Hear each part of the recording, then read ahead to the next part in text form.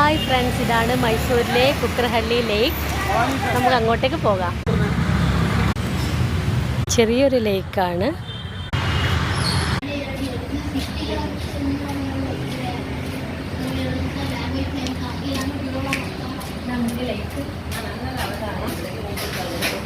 രണ്ട് ബോട്ടിലുണ്ട്. അല്ല, അന്ന് തോണി ഇവിടെ തോണിയുണ്ട്. പക്ഷെ വെള്ളം വലിയ നല്ല വൃത്തിയില്ല. വെള്ളത്തിലൊന്നും ഇറങ്ങുന്നില്ല.